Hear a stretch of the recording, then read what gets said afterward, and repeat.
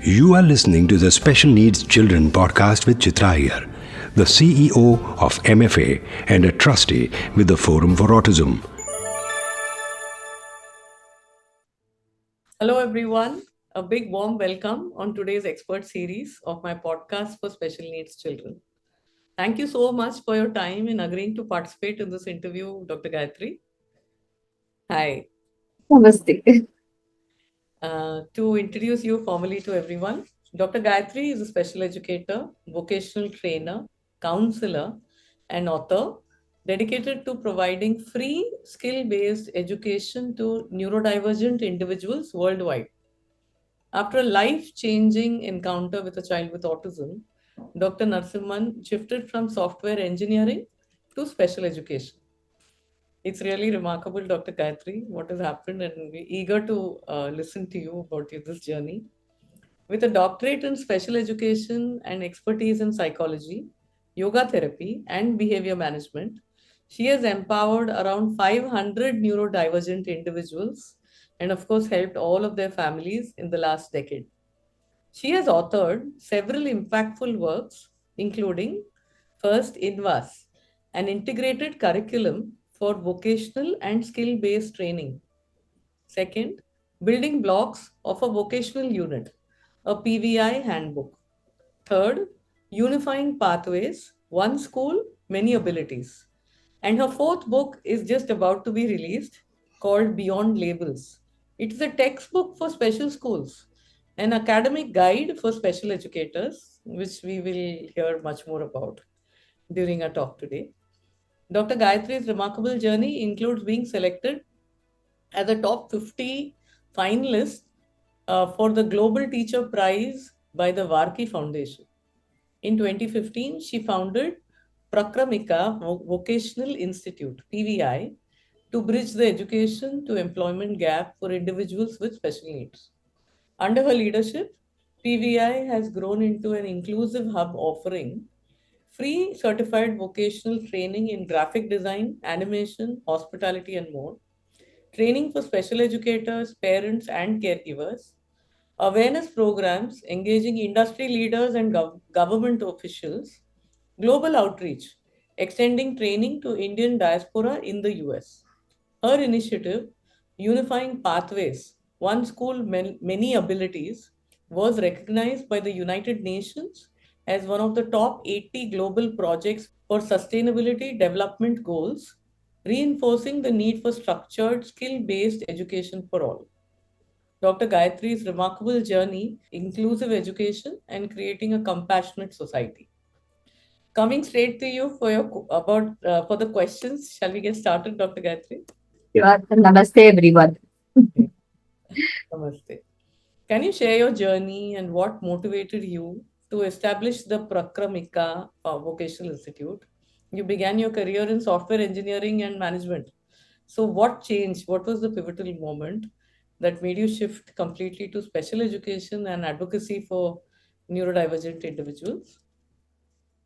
The beautiful journey. Thank you for reminding me of that moment when I changed my profession, I should say. So, 15 years back, things were all very different. I had no idea about the special education or the special needs. So, what it is all about. I was just so much ignorant about all these. But then one day, one girl, she changed my life entirely. Even now, when I look back, I'm really amazed how things have changed so far and so large. So, a girl with autism, I just met her accidentally when I came to Muscat. That was the time I had come to Muscat, and I met a girl with autism. First, actually, my elder daughter was allotted as a shadow for that girl in her class. So the girl used to started coming home to our home, and it was then I realized that I could not teach a girl with autism. I mean, a girl, basic social science I could not teach. A ninth standard girl she was. So she used to come to learn economics from me. In fact, I had invited her, and during weekends, and so when I had started teaching her, I just couldn't reach her at all. It was a simple economics, but I couldn't reach her. So I knew there was a huge gap within me that I couldn't teach that girl. So that questioned my purpose of learning. Why? Why did I learn so much? What is the purpose of my learning when I'm not able to even help a girl? So that is when I thought I have to start relearning again, unlearning and relearning again. So that is when I started doing various courses, particularly the teacher training, how to teach children with autism or with learning disabilities. So that helped me. That was the starting point, I would say. So every time I face a challenge, I used to go and do a course. So that is when I started expanding also. So every time I faced once I faced a child had a problem in writing, so I did my handwriting. When a child had a sensory issues, I did a course in sensory. So when a child was having epilepsy and all that, I started doing ranging for special needs, how to help them out, and then behavior. So I had a lot of challenges with behavior. So why they are exhibiting certain behavior which we call it unwanted, we always label it unwanted, but why do we exhibit that behavior? That should be a purpose always. Otherwise, nobody is going to show any sort of behaviors. So why? So how do I change it? So I did my behavior management. So it's like that I did my yoga therapy for special needs. So basically, every time I faced a challenge, I went, I studied, I researched about it, I did a proper course, then came back and helped my children. So that is when I understood one dimensional approach for special needs is not enough. Just academic or just vocation is not enough. So you should have a 360 degrees or a three-dimensional approach should be there. So that is when all possible areas I try to cover. But one day my daughter asked me one question. Again, it was a thought provoking. So she asked me, Mama, I'll be finishing my 12th and I'm going to go for college and I'm going to start working. So I have my career. So where do the children with special needs go? What is their future? So that again gave me a question. What is their future?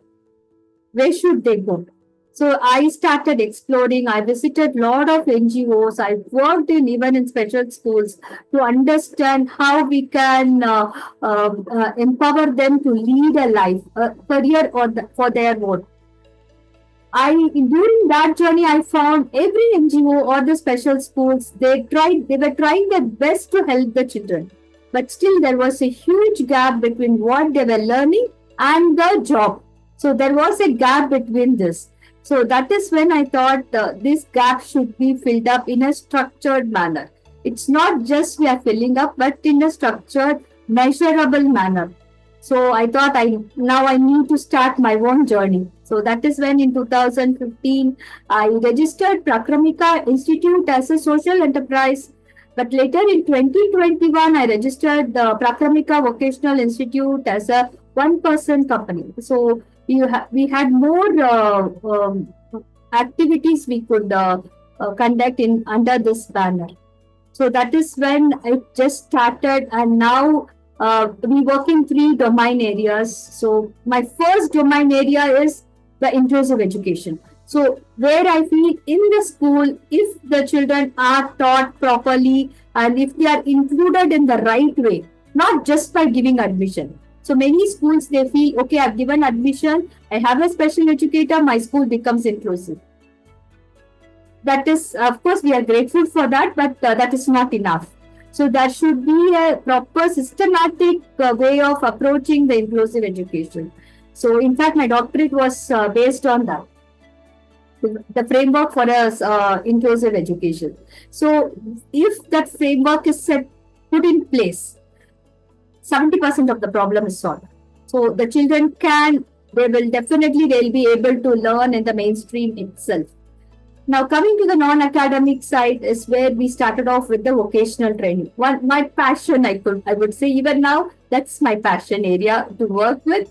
So I do a lot of vocation, and even in vocation, I had many challenges. Again, if I see just the vocation is not enough. Okay, I do my candle making, I do my soap making, or I do block printing. So Just that is not enough.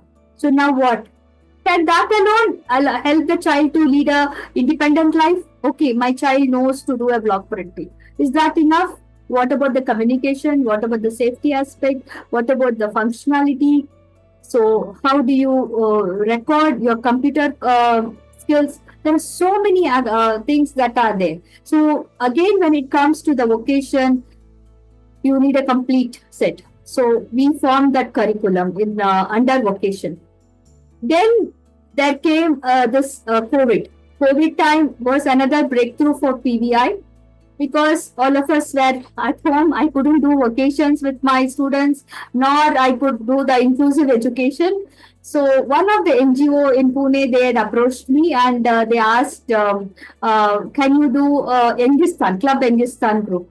So I'm really grateful to them always because they were the one who initiated this thought of, ma'am, can you do something? Our children are at home, what to do? So that is when we thought, of course, even in my work also, I was thinking there was a gap between inclusion and vocation. The inclusion is academic people, vocation is the non-academic side. But there was a segment of people who are caught in between, segment of students. You can't call them totally academic because they are not able to compete with the regular your post graduation doctorate or a chartered accountant or engineer. They are not able to compete over there. At the same time, you cannot call them totally non-academic, and they are not in that way because they have finished their 12th grade. So now what for them? So that is when we thought, why don't we explore the skill-based education? So we explored the corporate side where all our children can fit in. So we had a list of those areas and slowly we started developing a curriculum for that. The first was the front office management, which we did for Club Bengistan with just 14 students, and surprisingly many of them got job in that. So that was actually a pat on my back. I said, yeah, we are going in the right direction. So from one course, we developed five to 1 year program. And now we have 4 2-year programs. We have 30 courses developed in that. So this is the journey of PVI. So in fact, if you see, when I started vocational training, I started with just one student. That's all. And now we have come a long way because every time a hurdle was a solution for us. You find a solution. So that is how PVI grew, I would say. And this journey was beautiful. Lot of challenges, lot of ups and downs, but nice. Wonderful, really wonderful to know and understand. It must have been so tough, but you single-handedly have pushed it ahead. That's really hats off to you. Again, my second question is about so many books you've written. I mean, people get scared of even reading books now, but you've written 4 books. The 4th one is about to be released. Can you please tell us a bit more about your journey as an author? Thank you so much again. Journey as an author. So, as you had mentioned, people are scared to read books. Even I also fall under that category, I would say. In my house, my husband, my daughters, they read a lot. For me, books, for me, it used to be reading books, okay, very difficult. I also come under that category. But my husband used to tell that. He used to tell, Gayatri, where is the, where you find a lot of knowledge? He asked me one day. I said, library. He said, not library. It's the graveyard. Because most of the people, they don't share their knowledge at all. So the whole thing is buried over there only. It's a duty of a human. It's important that we have to pen it down for the next generation. So he was the one who inspired me, who motivated me to start writing. So he would say, just write. Don't write as a book, not required. Just document whatever you are working, just document. So that was the start of my first book in VAS. So what I started documenting, it came out as a book, but there is a story behind it. Again, it started off in COVID only. I was documenting all my work, but in COVID, one incident hit me very badly. So a boy who with autism, I had trained him for many years in vocation, and he was doing so well, amazingly well. He was so talented. Many of them lost their jobs, and he also lost and went back to India. So that time, his brother got the job very easy. Brother who was studying in I think in grade 9 he was studying. So he seamlessly went into grade 10. Very easy it was. So very easily he shifted. But this boy had to start from the scratch. The special school where he had got admission, they didn't know about his talent. So he had to start right from the scratch. That was very, very disheartening for me. So when asked why this happened, the special schools, they said, how do we know what he has learned? They were right. I can't say they are wrong. What is where is the measurability? Where is the measurement of the outcomes of the learning for children with special needs in special schools? We can write, but is there a measurement? Is there a proper way of measuring? No, that is not there. Is there a body that is measuring? No, it is not there. There is no governing body that is measuring. Like you have your CBSE, NIOS, or international curriculum, like that you don't have it for special schools. So then it struck me, okay, we need to have a structured curriculum. And again, for me, when I started off this skill-based education and during the COVID, I had a huge challenge in getting a proper job for my children with special needs. We were getting internships, yes, but not a fixed, proper, permanent job with PF, with all these gratuity, etc., etc. That was not given for the neurodivergent. So why? Because there is again no measurement. Now, if you see a neurotypical, they will say, yeah, yes, I have done my BA, I have done my engineering, I have done my MSc. You have something to say. Now, what do you call that for a special child with special needs? So where is that? What is a degree? What is that outcome is called? You don't have any name for that. Now, how can we expect a corporate person to accept our children over there? So their apprehension, their issue is also a question mark over there. So I agreed. So we need a structure, we need a measurement, we need a proper curriculum for the special needs. Now my documents, what all I had penned down, that helped me a lot. So where all I faced challenges. So now what all the subjects I need to bring so that my students will also have a holistic development measurement. So that is what is INVAS. In INVAS, we have written, so these are the topics you have to cover in 5 different stages. So we have early childhood 0 to 5, then basic, then preschool, then basic, intermediate and advanced. So 0 to 25 years. So we have every segment, what all you have to cover. Okay, safety for 0 to 6, what all the topics you have to cover. Then again 6 to 10, under safety, what all you have to cover. So like this, we developed 14 modules and for 5 different stages. It was just the topics, not how to teach, all that was not mentioned. So this was INVAS. I was so happy that I got a structured measurement curriculum. I was, maybe I will say cloud 9. I was so happy that finally I made it. When I was sharing this INVAS to policymakers and educationists, so the different boards, so when I was presenting to them, that was when one of the director in NCRT, she questioned me. It was a very, very critical question. So she asked me, Gayatri, you speak so much about inclusion, you are so much about it, but your action is so opposite. You are only focusing on excluding them. It was a huge thing for me. I said, where, ma'am, how can you say that I am excluding the children? She said, Gayatri, you're speaking inclusion is fine. But when you're making a curriculum for special schools, aren't you excluding them totally from the mainstream? It's like you are separated totally.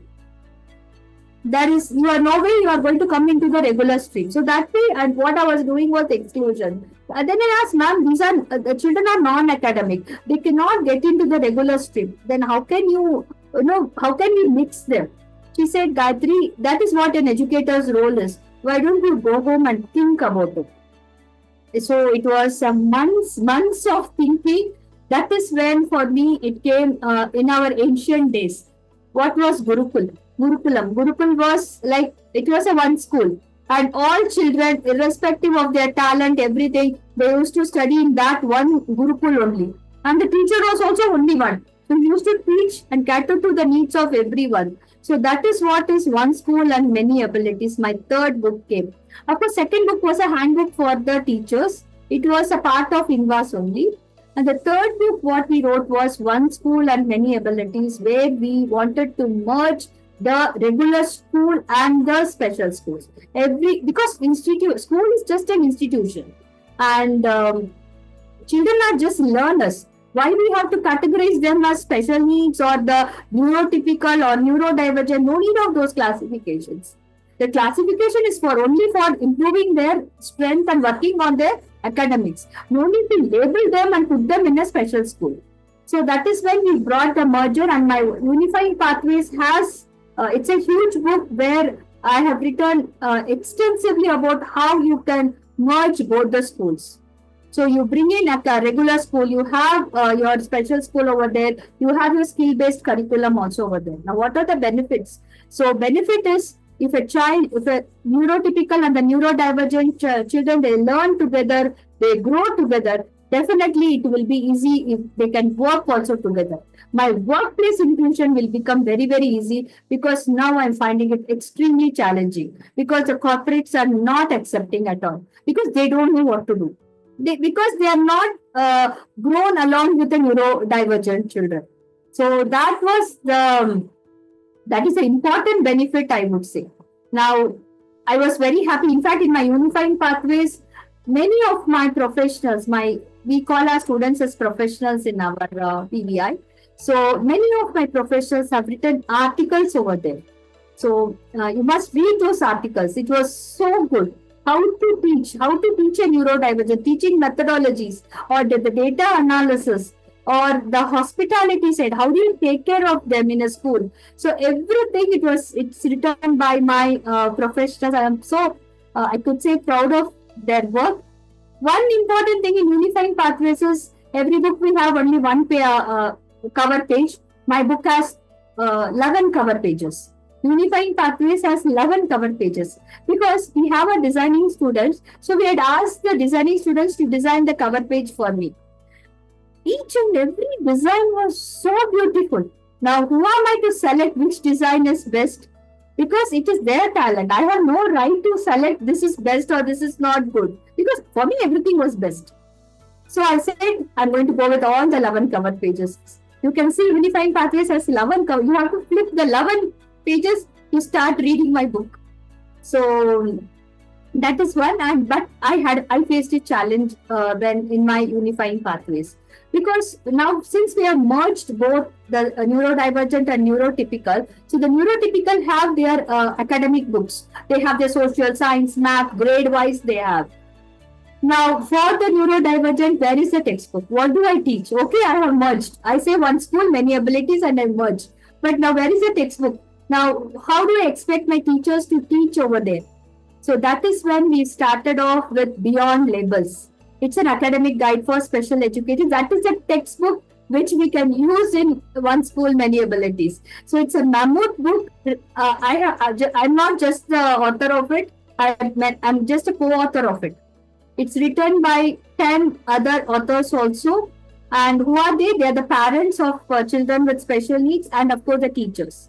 Mostly the parents, and some are teachers, and who have worked with special needs, and mothers of a child with special needs. Definitely you will know they are extremely experienced. So they have seen in and out of the challenge. So, and in this book, they have given their heart and soul, and it's coming out so beautifully. So this book helps the special educators to teach how to teach, what to teach. It's a step-by-step guide with task analysis, suggestions, everything is over there. So this is the journey of my book.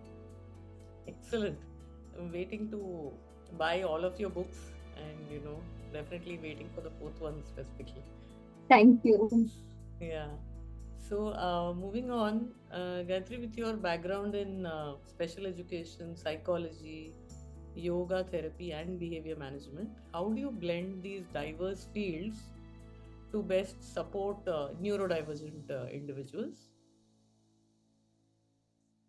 See, that's what academic means. As I mentioned, it's a one dimensional. So I just say focus on academic, do academic. Okay, that's all.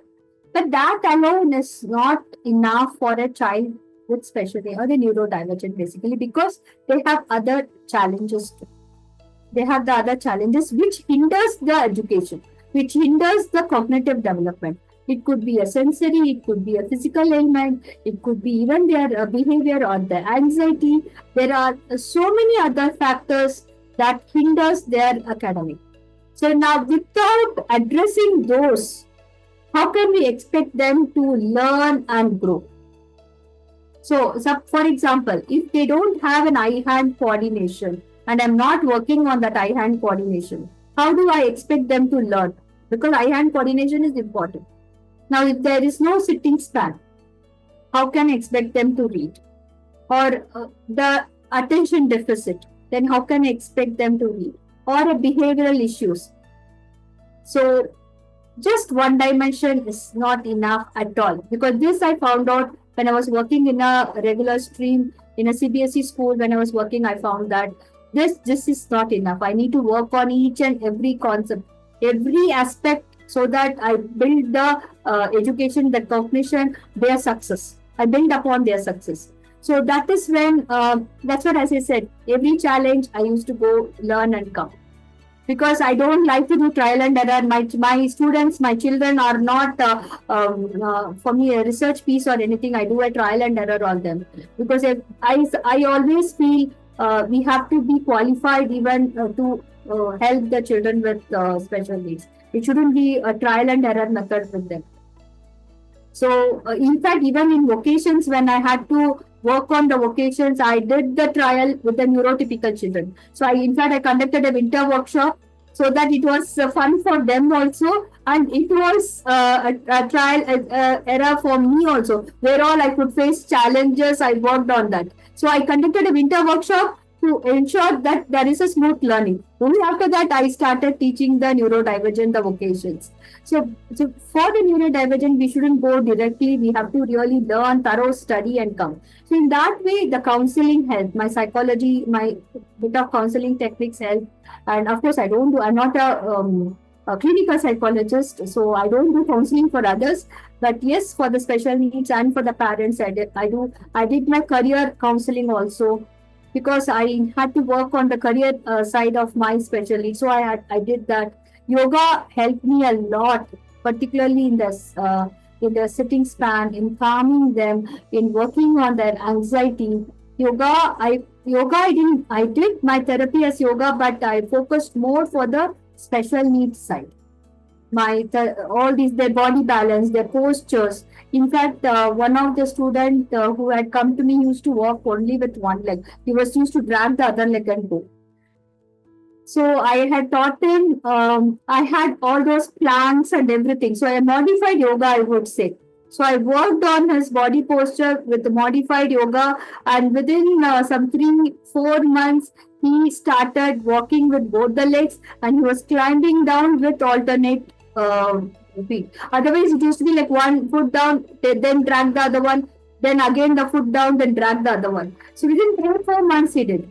Then even another student, I will say, he started speaking. I worked on his sensory and his levels, and he started and yoga also. And of course, I should agree, mothers played a huge role. Whatever I used to say here, diligently they were working parallel with me. So within 7 months, he started uttering words. So he started speaking. So little by little. So of course, calling Amma for the first time, that was a huge thing for the mother. She was so happy, I would say.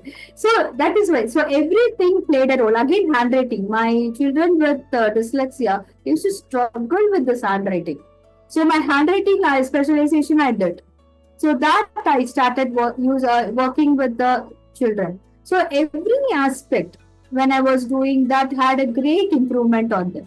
Even in the regular school. I had one particular hour for vocations. During that vocational period, while teaching them certain vocations, I worked on their sitting span, working in pair, how to slow down, how to work fast.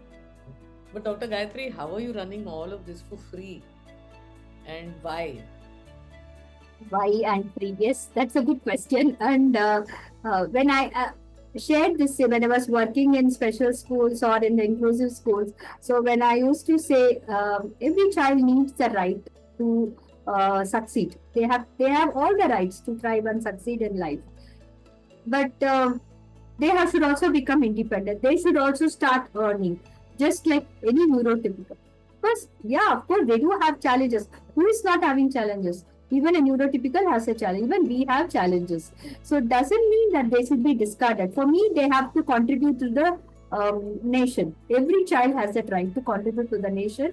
And another important thing is when they are contributing, a lot of this unwanted behavior is already sorted out because they know they are working. So the unwanted behavior is already gone over there. But when I said this idea, surprisingly, there were a lot of what to say oppositions. So they used to say, Gayatri, you have gone mad. You can't be so obsessed with this. You can't. You work and you go. That's enough. So don't be so obsessed in thinking about this. You have a family. Why are you thinking so much about all this? This was the statements I received even from my own friends. Lord, I don't want to name, but yeah, but that was really shocking for me. We are not babysitters. We don't come to school and work because we want to do babysitting. And parents are not sending for babysitting. They want to see some change. They want to see the success in their child. That is where they are spending and they are sending to school. So when I proposed this idea, there was, I can say, 100% opposition. They said, Gayatri, you have seriously gone mad. This was a statement I got. This is one of the reasons why I wanted to offer for free, because I wanted to prove everyone that this is possible. Even children with special needs can also succeed. I wanted to prove the world. That was a challenge within myself because I didn't like that statement. This is one. Second thing is it was a collective decision from my family also. I can work for money or salary in any other profession, but not as a special in the special education. This is my own family's. So I don't mean others, but it was my family's decision that I should not work because parents already have lot of other issues like therapies. You know how much they spend for therapies for their future. They have to save a lot. Their medical expenses. It just consumes money like anything. So many other challenges. Special education is something very, very expensive. I know it's highly expensive. To me, I feel actually government has to give it for free. Not than me, it should be government who should be giving it for free. But that's not happening at all. So at least I wanted to give for free. Of course, I do understand the other special educators to do their bread and butter. So not everyone can do it. I don't expect that. But from my side, I'm in a position I'm able to give. That is why I'm giving. And this was a collective decision from my family, and we are contributing. We don't take for our regular education for the classes. I don't take the sponsors or donations. Also, it's only my family money. Of course, for the convocation, big event like convocations, I do go for sponsors. Even then, I don't get much because the neurodivergent means I don't get at all. So, but for the regular, I don't take at all. Having said that, we pay our staffs, we pay our teachers. We don't deprive them. We can't expect everyone to work for free. That is not possible. And I'm sorry, and really, I don't know. What a another thing is yeah. another thing is I don't want to work for that. Family also. I don't want to work for that money. Okay, my 1 hour, 2,000 rupees over. Okay, my time is over. Bye. I cannot say that. It can be 1 hour. It can go up to 2 hours also for me. So I don't want to equate money and hours of working. So I don't even want to balance that. Who paid fees? Who didn't pay fees? I don't want to think about it. So my focus should be only on teaching. That's all. My focus should never get diverted. So that is one of the reasons. I said no for money. Brilliant. Really, I am completely speechless. I would like to ask you, so I mean, it's very clear that you're a strong believer of inclusive education and helped over 500 students with skill development and vocational training. So, what do you think is the most crucial factor in helping neurodivergent individuals to reach their full potential? Just three aspects, nothing more. Just three aspects. Give them the right environment. Don't criticize. So just give them the right environment. Give a structured learning. And then acceptance. What they are doing, accept it with gracefully. You give these three, you will see amazing result. The moment we start criticizing, the moment we start comparing, that is when the issues happen. So here I would like to, in fact, even in inclusive education side, many children who were actually failures also, they had failed in 9th grade 2 times. But when the right environment was given and the right approach for learning was given, okay, so that helped them score even 88%. One of my students. So he was a boy with dyslexia, and he had couple of times he had missed his education also, and that was the time I had joined. So only thing is, I just gave him the space. You read, you do. So my criticism used to be, it never used to be, oh, why did you do this mistake? Rather, I used to ask him, why can't you do like this? Can you think better? Can you think in a different way? So I used to give him the questions so that he used to think and he used to write. So that sense of accomplishment, that self-confidence started developing in him. So in his 10th grade, he scored 88%, where he had failed a couple of times before. And the girl with ADHD, was the biggest achievement for me. So that was the time I had joined the school, and the accountancy sir, he came and literally threw the paper on my table. He said, "Ma'am, how can we, send her for board exam? She has scored only, very less marks." So it was just 2-3 marks she had scored. So then I said, "So maine to hai na, you have 2 months, right? Give me that 2 months. You can do miracles." Not only 2 months is there. 2 months, it's a huge time. Let's hope for the best. So 2 months, she used to come to my house, and I'm not qualified in commerce accountancy, so I was not qualified. That time my elder daughter, she had done her BCom, but she was not a special educator. Now she's a special educator, but not at that time. So what I did was, I taught my daughter how to teach. So the techniques I taught. So I told her, you teach like this, she will understand. Of course, she had a little bit of the other challenges, anxiety, so many things. But anyway, she worked. She worked so hard. Parents were very cooperative. She used to sit in my house till 1 o'clock and 12 o'clock also night. She worked that hard. And in the final exam, the 2 months gap, okay, she scored one subject 200. She was a CBSE topper. And in all other subjects above 95. All other subjects above 94. I didn't give her any scribe, nothing. No other privilege was given to her, except for, since she had ADHD, we put her in a separate room, not to get distracted. That's all. Nothing was given. She in fact finished well before that 3 hours. She didn't use extra time also. So how did this happen? How did that other boy happen? So like this, I can give many examples. But how did this happen? Only thing is, we get the right environment. No criticism. And the right teaching methodology, structured teaching, a proper way of teaching, not just giving a notes. See, each one learns in a different way. For me, if you see, I have to write and practice. Only then I can learn. If you just ask me to read, it will never get into my head.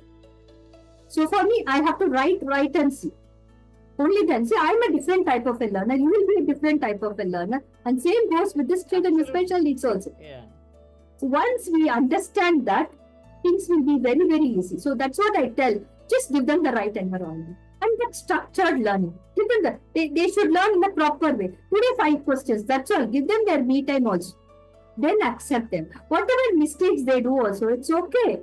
It's okay. Ma'am, I did this mistake. It's okay. Next time you improve. You always have this, as if we don't do mistakes. Everyone does mistakes. But why to criticize a child with special needs? You can't even do this. Those are the standard labels we use.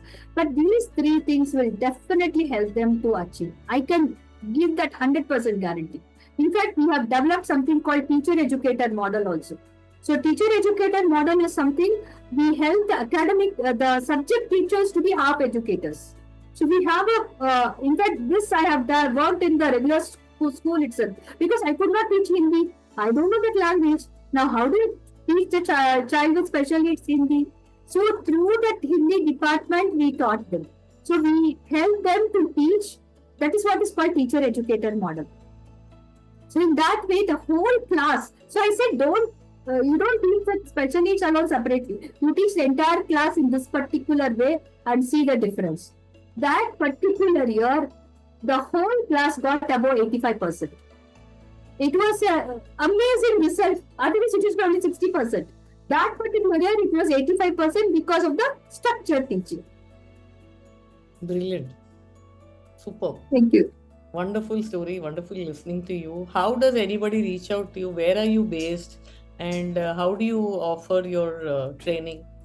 If any parent has to reach out to you, is there a website? Can you please share?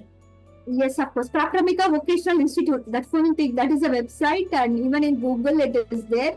And I have my phone numbers. My numbers are also there, my official numbers, and my mail ID is also over there. And what we do, everything is over there. What are the trainings we provide, maybe for the teachers, for the parents, or for the students. Everything is given in the website.